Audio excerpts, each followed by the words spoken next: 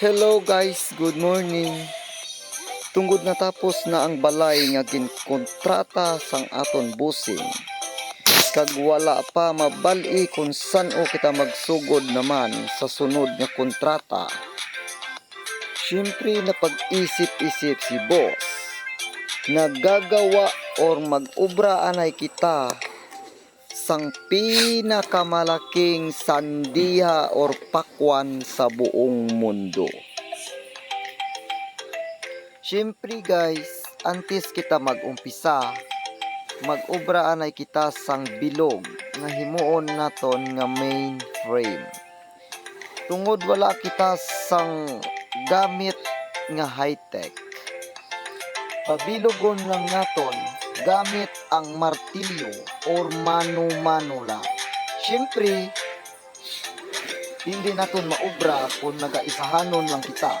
Gani ginhagad ko ang akon gwapo nga amigo, si Migo Syugu.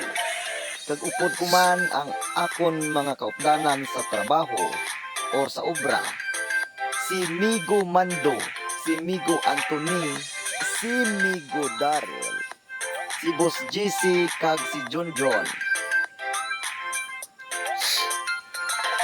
Tungod kita ang pinakapursado nga tao, tikuon lang naton gamit ang alima naton, ang kabilya.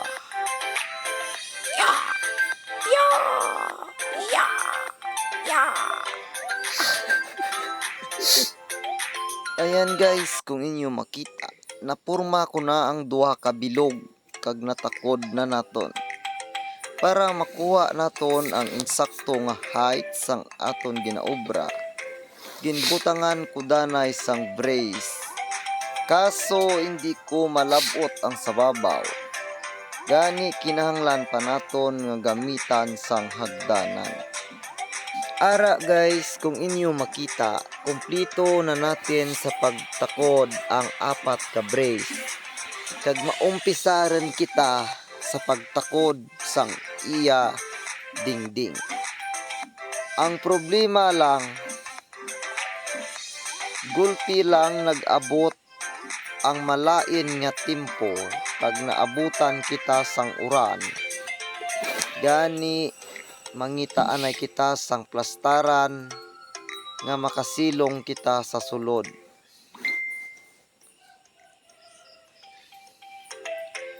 Ari guys, tungod sa sige sa ulan, ari anay kita magsinabad sa grupo. Ang ila ginaobra nagalitiring sang watermelon kono. Ang ila litra nga una ginobra ay letter T. Kag ang letter R. Siyempre guys, kung kamo pamangkuton, ano ay han sa inyo paglantaw? Pakwan gid man bala? O kon kamo maglantaw abi? Paki-comment na lang sa video para kung ano sa inyo nga paglantaw. Kung hindi ka pa naka-follow sa akon nga Facebook page, paki-follow, like and share this video.